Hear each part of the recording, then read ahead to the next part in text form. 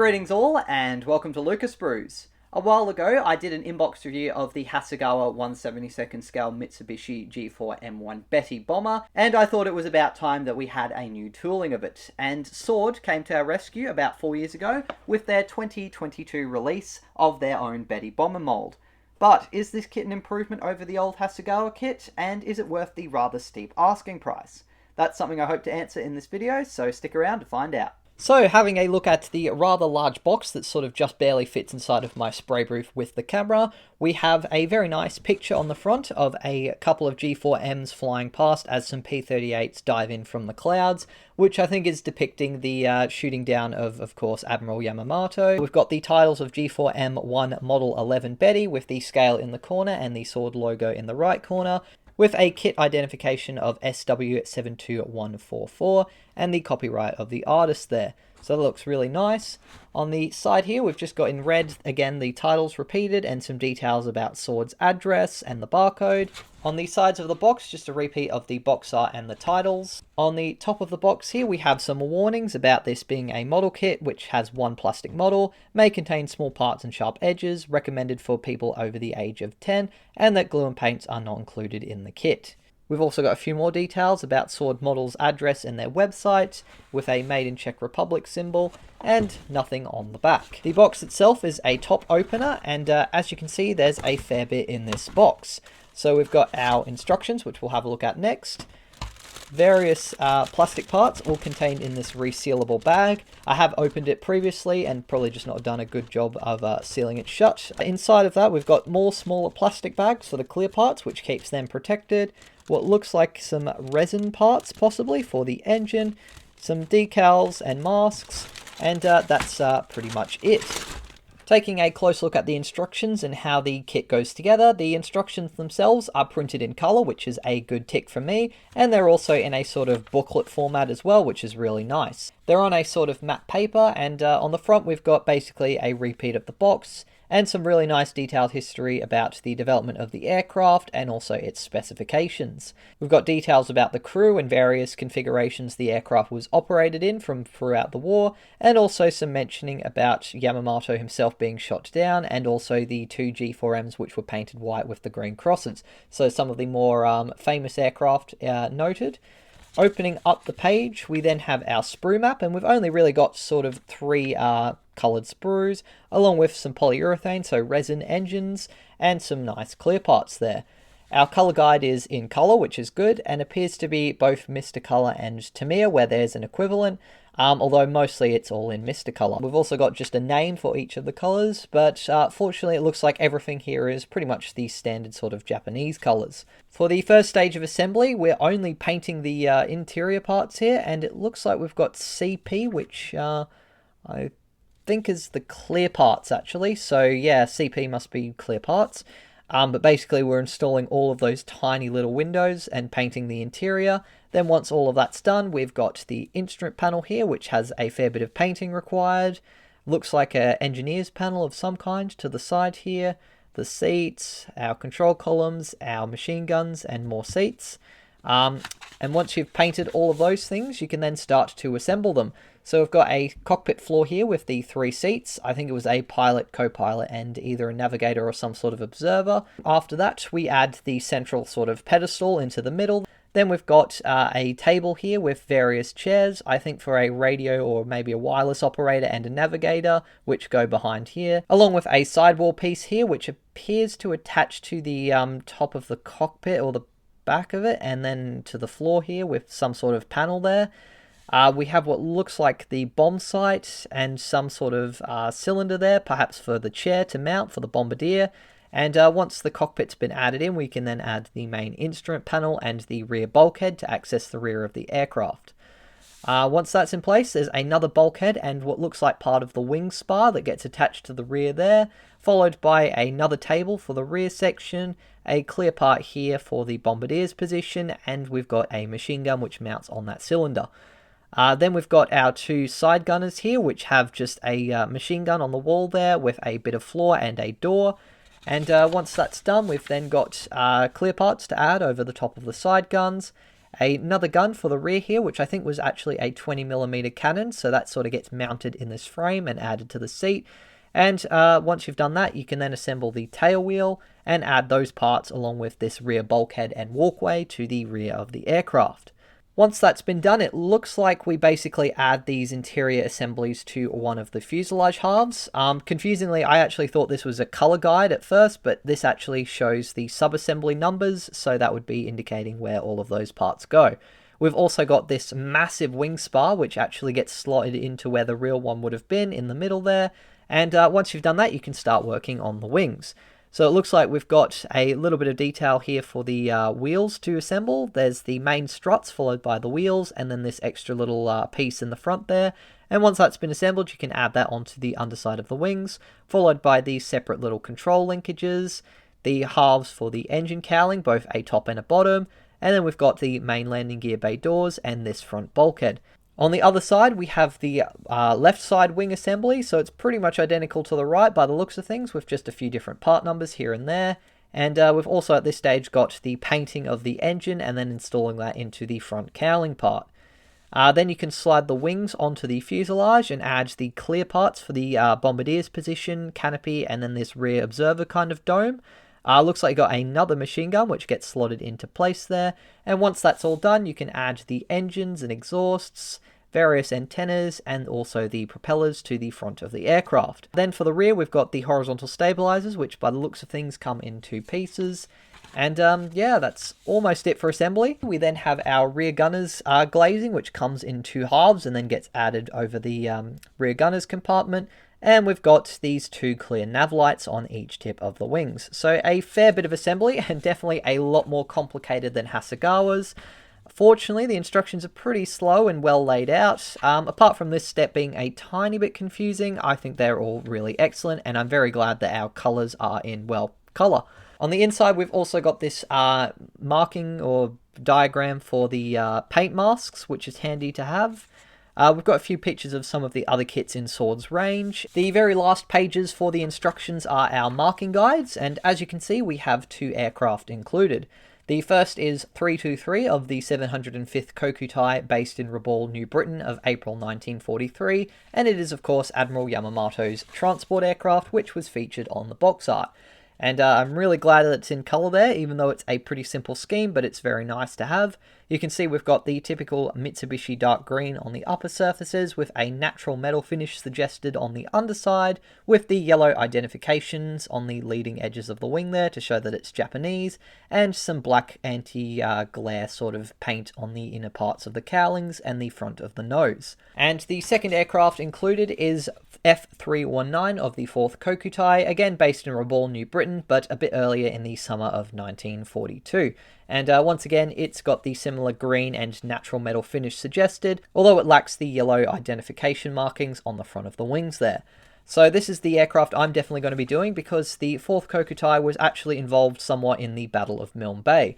Originally, they were the unit that was assigned to basically provide support for the naval landing forces, and they were supposed to bomb the airstrip and base. However, the Americans then landed at Guadalcanal, so before they could really do any raids, they actually then diverted all of their aircraft to Guadalcanal to bomb the American landing forces. So a very interesting aircraft, and a part of the Milne Bay campaign that I want to depict in my upcoming film, and this is definitely going to be one of the kits and aircraft I have to represent that. Taking a closer look at the kit parts themselves, I'll separate all of this out and have a look at it one by one. Although I do like the Ziploc bag, as it can be reused, so that's less waste, and it seems to have protected the parts pretty well. For the first set of sprues, we have the wings here, which, as you can see, are already a massive step up from the Hasegawa kit. We've got recessed panel lines with some very nice access hatches for the fuel tanks on the upper surface, along with some nice raised ribbing and details for the structural elements and the control linkages here. A very nice subtle fabric texture on the ailerons there, and on the underside we even have some recessed rivets for the various access panels, and again a few extra little access hatches for the flaps and control areas, which all look really fantastic. There are a few little spots of flash here and there, and being a limited run kit, that's kind of typical with Sword, but generally it's pretty good. There does appear to be a slight graininess to the plastic, or like a very subtle sort of texture to it, but it still looks pretty good, and the panel lines are all reasonably well done.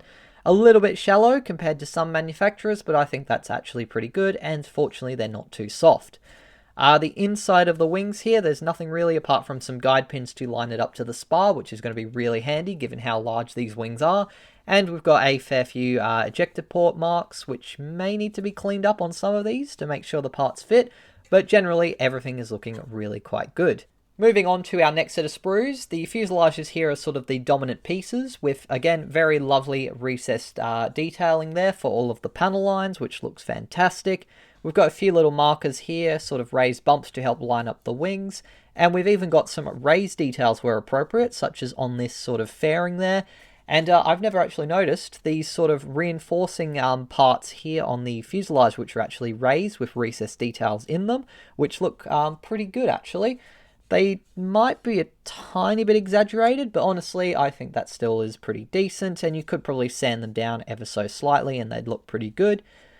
We've got our door here. Unfortunately, it's shut, but I don't think there was actually too much interior detail in that section anyways.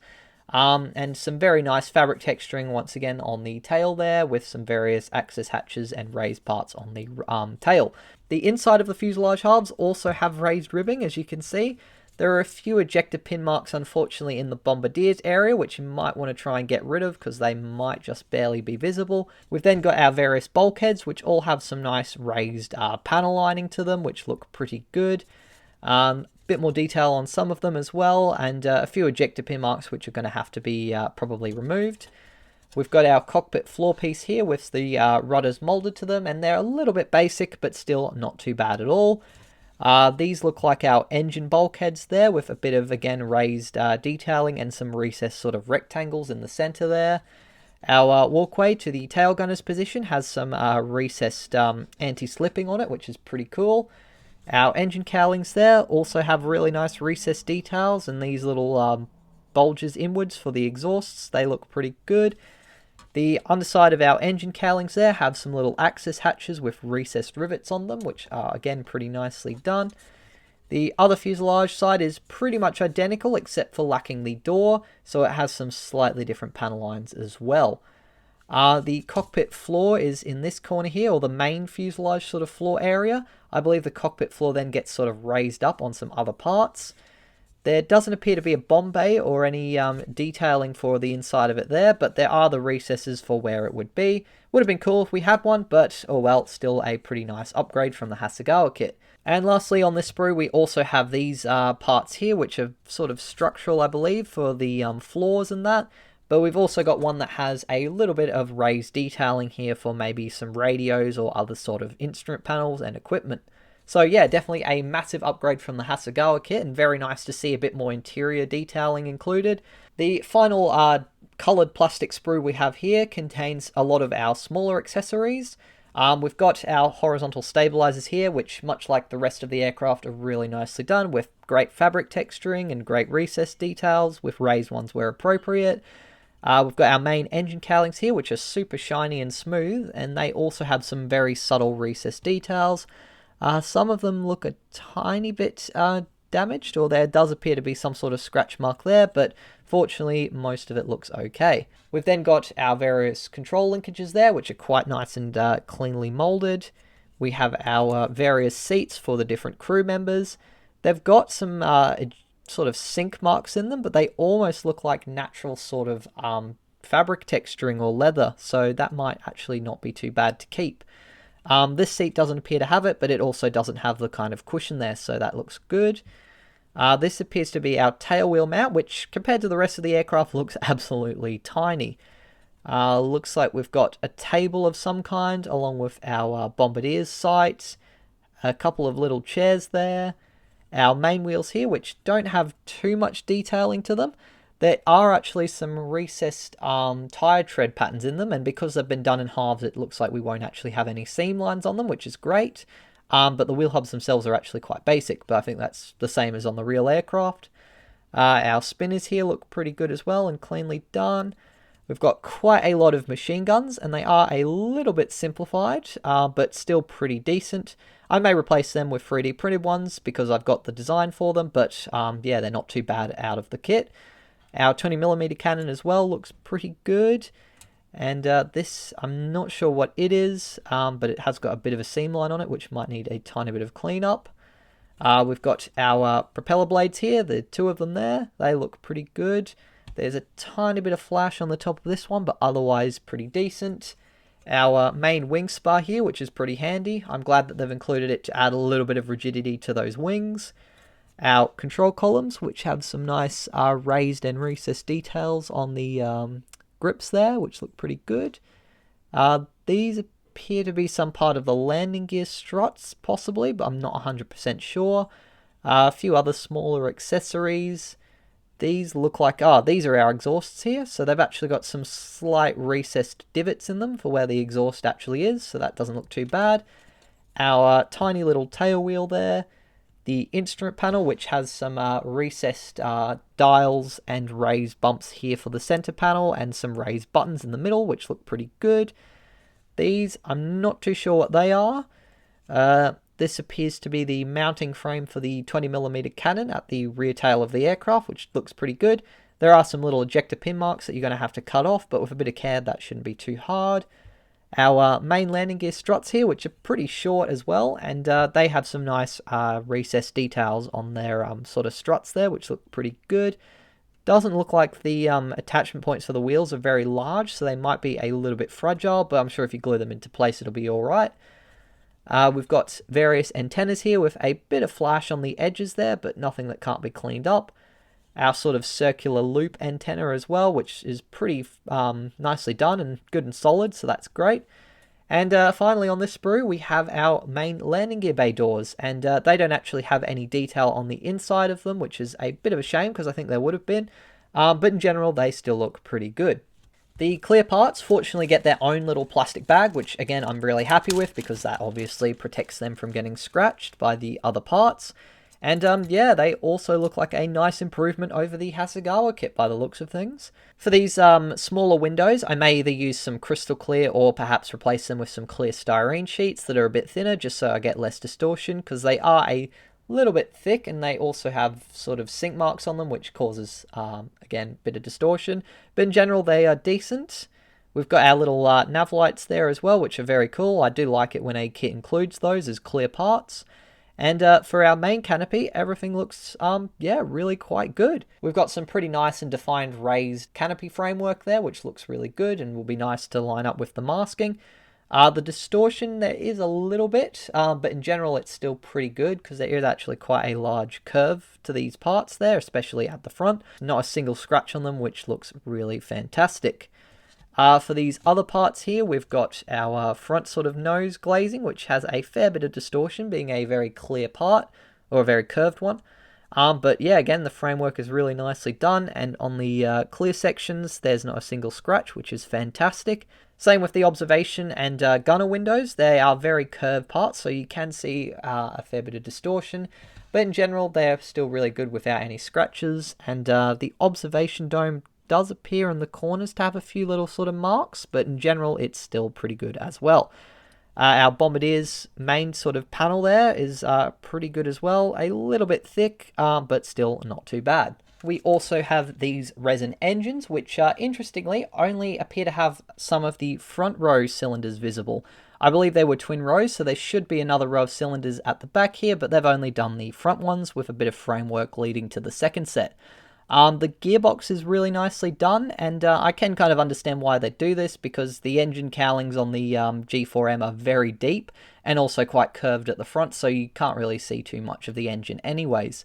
We also appear to have a second set of engine cowlings here, so I suppose it's probably a bit better to use these ones because they seem to have more defined recess detailing, and it probably also makes it a tiny bit easier to install the engines. But yeah, they look pretty good. I suppose you could probably open one of these panels if you really wanted to, seeing as you've got spares to cut up. But unfortunately, you'd need to get another set of engines and probably some more details for further back, because that's not really going to be covered with what's included in this kit. But in general, not too badly done, and I can understand why they've sort of compromised on the engines there, but they still look pretty good. Finally, we have our decals, and also this very nice set of pre-cut masks, which are included very generously by Sword for obviously masking up all of the clear transparencies, which is definitely going to be quite a pain for this aircraft. So glad to have these included, and they look to be pretty good. Our decals are protected by a little piece of paper to stop them sort of being scratched, and as you can see, they're pretty nicely done. There's not really too much in the way of common stencils. There's sort of just the aircraft serial details, and then looks like some small things for perhaps the propellers or the engine. And then we've got the prop edge marks, and of course our roundels. All of the transfers are quite cleanly done, not that there's anything too precise to be done. And yeah, they sort of have a patchy glossy film on them that's a little bit speckled in some areas, but generally pretty good. I haven't ever used any Sword decals, and the only other ones I looked at were from a Helldiver, and they were quite old, and pretty much as soon as I folded the decal sheet even slightly, they disintegrated. So generally my impression is not so great of them. It says these are printed by TechMod, so I'm not 100% sure what other kit brands commonly use them. So we'll have to see how they go on the model, but in general they look pretty good. So that wraps up our look at the 1/72nd scale Sword Betty bomber. This one originally came out in 2022, and they've also done another release that's a later version, although I'm not too sure what the differences are. This looks like a very worthy replacement to the aging Hasegawa kit. It's definitely got much better details on the exterior, and the interior also has some nice detailing as well. Now, in terms of pricing, I've seen this one go for a pretty crazy, in my opinion, 90 AUD in some places. Now, I was lucky to pick this one up from B&A Model World for a discounted price of 75 AUD, which I thought was reasonable for a kit of this size and level of detail. And that price is also comparable to what I've seen the Hasegawa kit reissued going for, so I would highly recommend you get this kit while it's on sale rather than the full price, especially here in Australia. I'm not too sure what pricing is overseas, but hopefully for your guys' sake it's less. But if you're wanting a 1/72nd scale Betty bomber, given the quality of the Hasegawa kit, I would say you're much better off going with this one. Thank you very much for watching this video. I do hope you enjoyed it and got something out of it. If you did, please be sure to leave a like and also subscribe to the channel, and feel free to share your thoughts on this kit and whether you think it's worth the price tag in the comments below. A massive thank you to all my current wonderful patrons for helping make these videos possible. If you want to join them and help fund not only me buying these kits, but also the products I use to make them and the time I spend making these videos and planning my animations, then be sure to check out my Patreon page, a link to which I'll leave in the description. I'll be building this and 2 Hasegawa kits as part of my Milne Bay film project. First of all though, I want to design a couple of little 3D printed parts just for some small upgrades, but once I've done that I'll be doing a video on both kits to do a little bit of a comparison, and I'm looking forward to sharing that in the future. That's it for now, but until the next video, as always, take care and model on.